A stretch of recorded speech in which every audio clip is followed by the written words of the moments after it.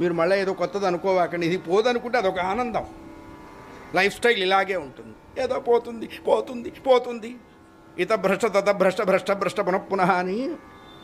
రెండో జన్మలో ఇస్తానంటే రామనాథేంద్ర సరస్వతి స్వామిని ఆశ్రయించి ఆపత్ సన్యాస స్వీకరణం చేశారు. సన్యసిస్తే అది రెండో జన్మ అవుతుంది. అందుకనే అందరినీ సన్యాసులు అనకూడదు. పెళ్ళాం మీద కోపం వచ్చి కొంపొదిలిపోయిన వాడు సన్నాసి అవుతాడు.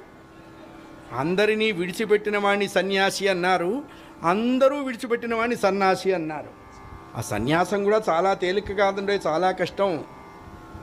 చాలామంది ఇళ్ళు వదిలేస్తారు, ఇళ్లలో వాళ్ళు వీళ్ళని వదలరు. అదో పెద్ద ఇబ్బంది, లేని పోనుకోలే. ఇంకా వీళ్ళ వెంట తిరుగుతూ ఉంటారు. చాలా కష్టం.